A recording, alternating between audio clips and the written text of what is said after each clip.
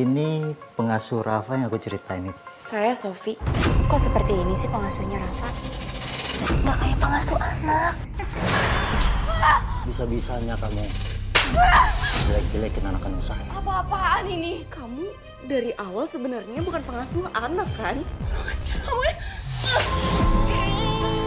Sungguh sangat menyakitkan ketika kita sudah rela berkorban mempertaruhkan kehidupan kita dengan seseorang, namun dibalas dengan pengkhianatan. Seharusnya cinta dan kasih sayang yang hadir, namun justru penderitaan menyelimuti takdir. Wanita manapun ingin bahagia dalam pernikahannya, namun dalam kisah kali ini bukan bahagia yang didapat, melainkan derai air mata. Apa kabar pemirsa? Senang sekali bisa kembali menjumpai Anda dalam catatan hati perempuan. Ruang berbagi kisah dan tempat menemukan kekuatan di balik setiap luka yang terpendam. Kali ini kita akan mendengarkan kisah dari seorang perempuan yang rela berkorban untuk memenuhi permintaan dari orang yang ia cintai. Namun petaka yang ia dapatkan. Seperti apa perjalanan hidupnya? Mari kita sambut Sarah. Halo Mbak Sarah, apa kabar? Kabar baik. Silakan Mbak duduk. Terima kasih. Mbak Sarah, terima kasih banyak sudah hadir di sini membagikan kisahnya. Apakah kamu sudah siap?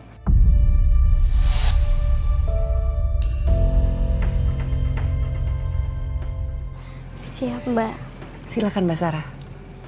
Semua berawal dari permintaan seseorang yang sangat saya sayangi, Mbak. Permintaan dari kakak kandung saya sendiri. Kakak Mbak, ada permintaan apa Mbak? Beliau meminta saya untuk menikah dengan suaminya, Mbak.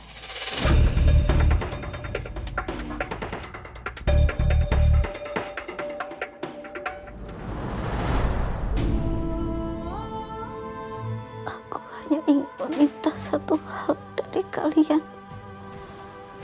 Kalau aku sudah tidak umroh lagi, kalian harus berjanji untuk menikah.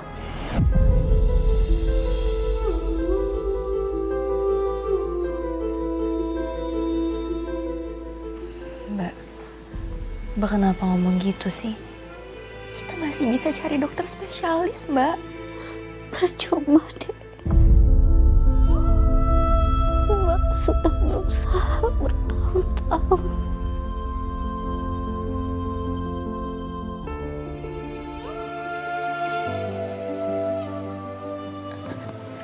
Mas, Mbak pasti bisa sembuh kan, Mas? Kita masih bisa cari dokter lain kan?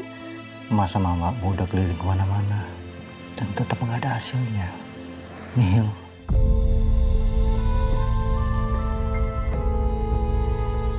Permintaan Mbak yang terakhir ini juga demi Rafa, Dek. Mbak cuma percaya sama kamu. Kamu mau kan wujudin keinginan Mbak? Mbak mohon, Sarah. Cuma kamu keluarga satu-satunya. Adikku, Mbak. Mbak titip Rafa. Mbak mohon, Sarah.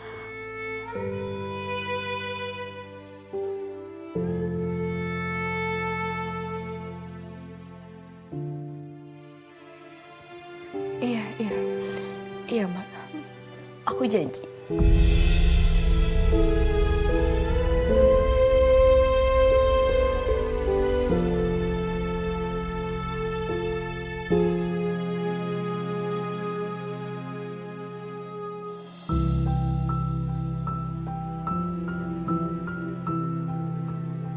Mbak. Mbak. Mbak.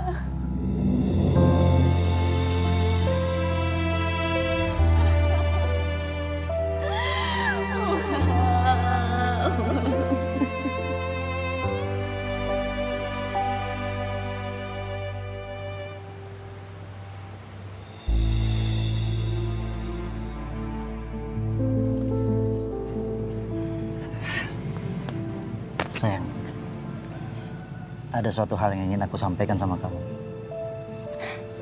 Kamu mau sampein apa? Kamu jadikan mau nikahin aku? Bukan itu. Aku mau nikahin adik ipar.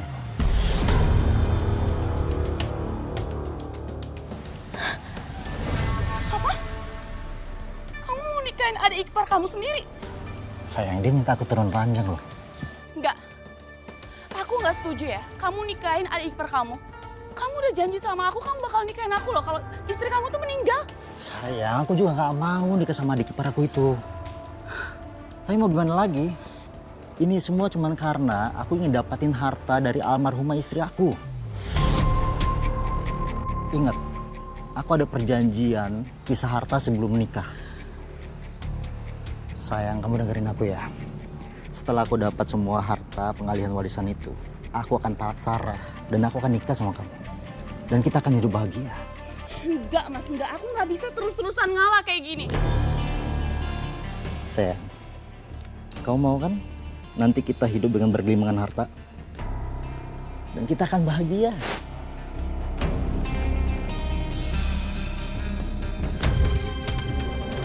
Tidak lama setelah kakak saya dikuburkan, saya menikah dengan Mas Bara.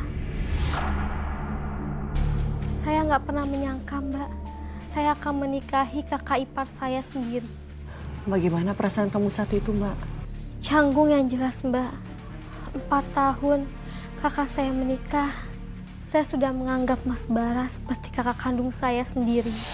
Jadi memang segitu dekatnya ya, kamu dekat dengan kakak ipar kamu? Sangat dekat, Mbak. Setiap liburan panjang, saya sering menginap di rumah kakak saya. Dan maaf ya Mbak, saya tanyakan lagi ya momen yang menyakitkan ini. Pada saat itu, apakah kamu tahu kondisi kakak kamu sudah separah itu? Sama sekali nggak tahu, Mbak. Kakak saya memang begitu, Mbak.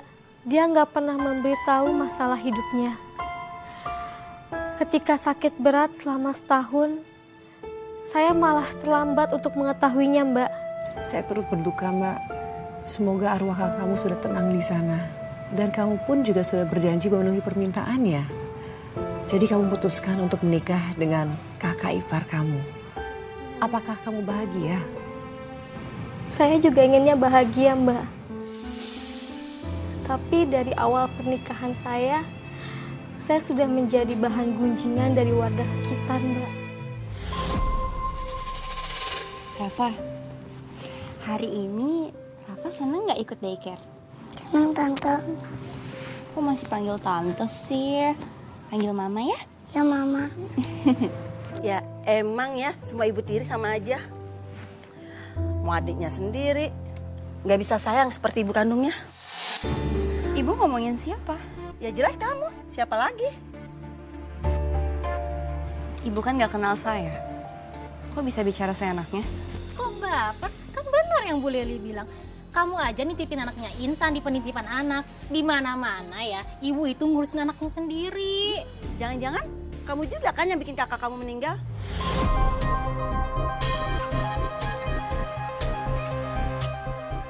Bener yang Bu Leli bilang, jangan-jangan dia pengen ngebet nikah sama iparnya sendiri.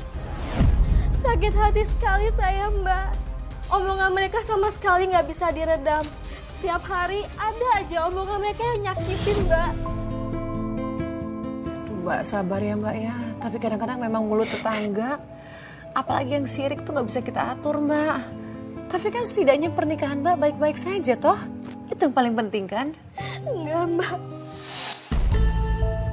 Pernikahan saya nggak baik-baik aja, Mbak. Karena masalah omongan tetangga itu, Mbak. Masalahnya tuh sampai ke bawah ke rumah, Mbak.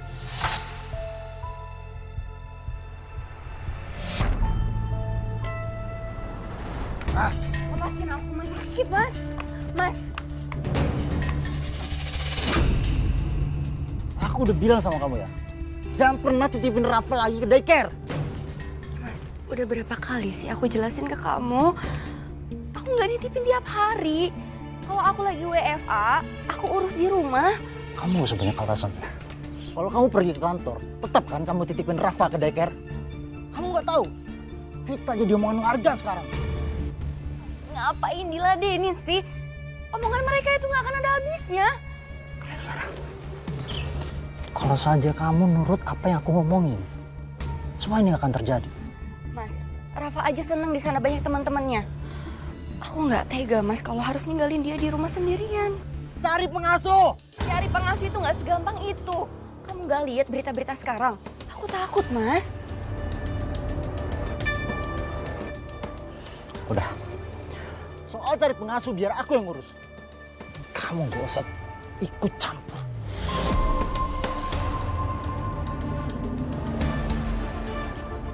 Ngerti kamu? Selama Mas Bara menikah dengan Mbak Intan, saya nggak pernah ngelihat Mas Bara semarah itu.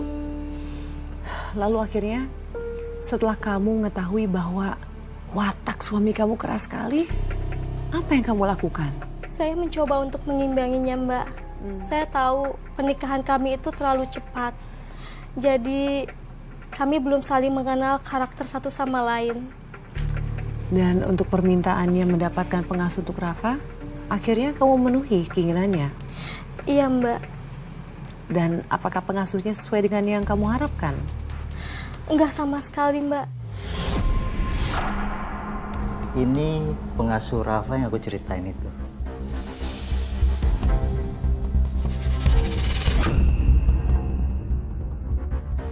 Saya Sofi.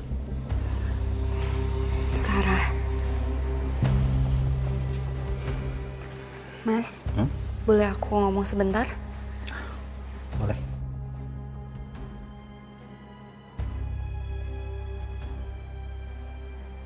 Kenapa? Kok seperti ini sih pengasuhnya Rafa? Emang kenapa, ada masalah?